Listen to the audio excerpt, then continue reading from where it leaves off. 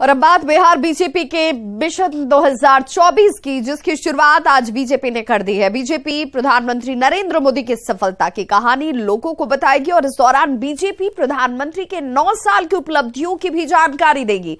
केंद्रीय मंत्री गजेंद्र सिंह शेखावत आज पटना में हैं और कार्यक्रम में वो शामिल हो रहे हैं। पार्टी ने बिहार में 70,000 बूथ पर पहुंचने का लक्ष्य तय किया है, जिसके लिए सांसद और विधायक 6 दिन हर विधानसभा क्षेत्र में रहने वाले हैं। सांसद और विधायक जनसंपर्क समेत कई कार्यक्रम करेंगे। पार्टी के 9 साल के काम किए हुए उस पर चर्चा आपके माध्यम से करना है। पीपीटी के माध्यम से, पीपीटी के माध्यम से आपको पूरा विस्तार से आदरणीय माननीय मंत्री जी इसको विस्तार से आपको देंगे, लेकिन मैं विशेष तौर पर आदरणीय गजेंद्र सिंह शेखावत जी का इस मगध की धरती, बिहार की धरती, पाटलिपुत्रा की धरती पर विशेष तौर पर स्वागत करता हूं। भारत की जनता में जो लोकतंत्र हमने एक बहुत लंबे युद्ध के बाद, लगभग 2 सदियों के संग्राम के बाद में जो आजादी हमने हासिल की और जिस लोकतंत्र पर भारत की जनता ने विश्वास किया, देश की जनता की आस्था और विश्वास उस लोकतंत्र पर कहीं डगमगाने लगा। लोकसभा चुनाव 2024 को लेकर बीजेपी की तैयारी पर महागठबंधन के घटक दलों ने तंज कसा है। क्या कहा है, जरा सुनिए। बीजेपी चुनाव की तैयारी क्या करेगी और अपनी उपलब्धियों को क्या बताएगी? इनकी नाकामियां इतनी हैं कि जनता ने भी तैयारी कर लिया है हिसाब किताब बराबर करने का और पाई पाई का हिसाब लेने का। जनता के सवालों का जवाब बीजेपी के पास नहीं होगा। 9 वर्षों में इन्होंने क्या किया? नौजवानों को, किसानों को, सबको ठगने का काम किया। भाजपा के लोग अपने 9 साल की उपलब्धियों को गिनाने के लिए कार्यक्रम की शुरुआत कर रहे हैं, लेकिन सच्चाई यही है, 9 साल देश बदहाल, किसान बेहाल, नौजवान बेहाल, देश का भाजपा ने किया बुरा हाल। बुनियादी मुद्दों की कभी चर्चा नहीं की, जो वादे चुनाव में करके आए थे उन्हें पूरा नहीं किया। देखिए, भाजपा क्या शंखनाद करेगी? जनता ने शंखनाद कर दिया है। हिमाचल प्रदेश और कर्नाटक से भाजपा की विदाई का शंखनाद जनता ने कर दिया है और अब पूरे देश से इनकी विदाई की जाएगी।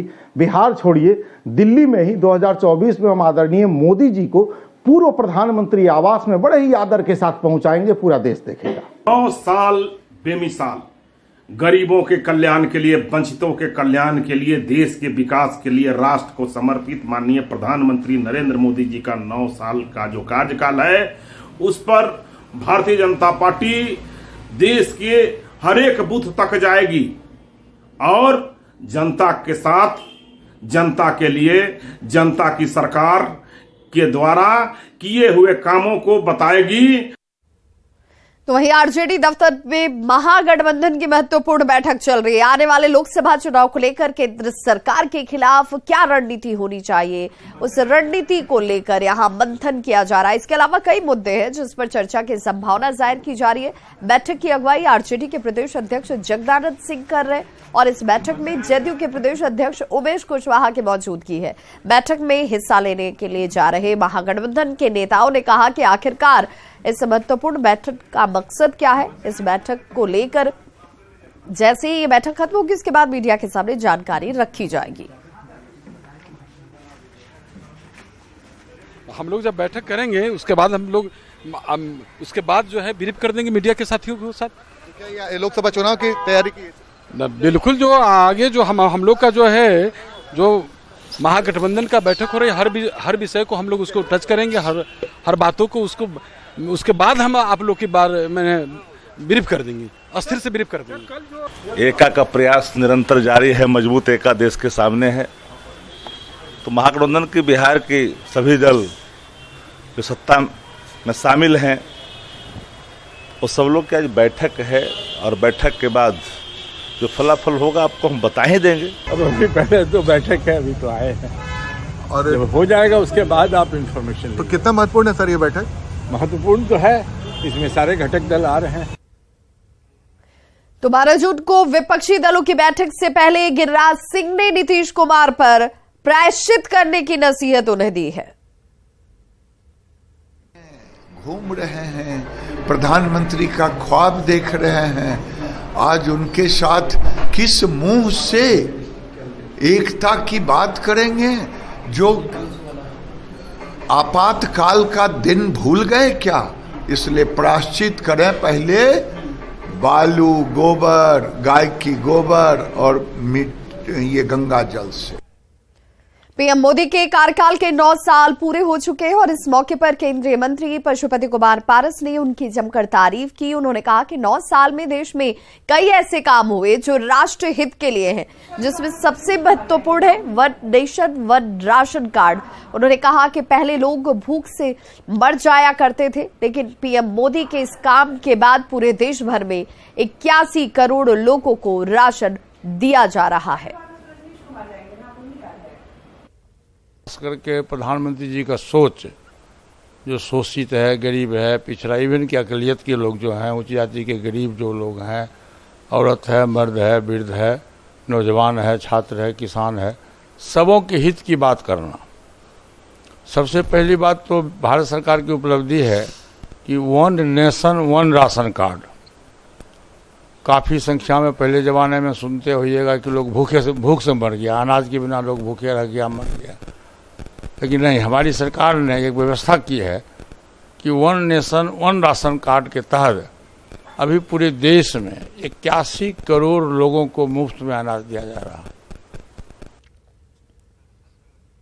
नए संसद भवन के उद्घाटन पर बिहार में सियासत इस वक्त खूब चल रही है। जेडीयू ने अपने ही राज्यसभा सांसद और राज्यसभा के उपसभापति पर जोरदार हमला किया है। जेडीयू ने हरिवंश पर जमीन बेचने का आरोप लगाया। पार्टी की ओर से आरोप यह लगाया गया कि कार्यक्रम में शामिल होकर हरिवंश ने अपनी लेखनी और जमीन को ही बेच दिया है। जेडीयू के मुख्य प्रवक्ता नीरज कुमार ने कहा कि जिस कार्यक्रम में राष्ट्रपति और उपराष्ट्रपति नहीं थे, वहां उन्हें नहीं जाना चाहिए था। नीरज कुमार ने कहा कि हरिवंश ने पत्रकारिता को भी कलंकित किया है। पार्टी नेतृत्व ये तय करेगा कि आगे उन पर क्या कार्रवाई होगी। जेडीयू ने यह भी आरोप लगाया कि आज ये तय हो गया कि हरिवंश किसके संपर्क में है। नए संसद भवन के उद्घाटन पर सियासत बिहार में हो रही है। जदयू समेत महागठबंधन के तमाम घटक दल इस पर आपत्ति जता रहे हैं, लेकिन राज्यसभा के सांसद और उपसभापति हरिवंश नारायण इसमें शामिल होते हैं, उनका भाषण भी होता है। हमारे साथ जदयू के मुख्य प्रवक्ता नीरज जी हैं। नीरज जी, आपके पार्टी के सांसद हैं, वो उसमें शामिल होते हैं और आप लोग यहाँ धरना पर बैठते हैं। हमारी जो आशंका थी पार्टी की, वह बिल्कुल सही साबित हुआ। ये हमारे पुरखे का पार्लियामेंट और मोदी पार्लियामेंट यह है, यह तस्वीर ही बयां कर रहा है कि कलंक का इतिहास का लिखा गया। और हमारे दल के जो उपसभापति हैं राज्यसभा के, लोकतंत्र के चौथे स्तंभ के, पत्रकारिता जगत के महत्वपूर्ण हस्ताक्षर रहे हैं।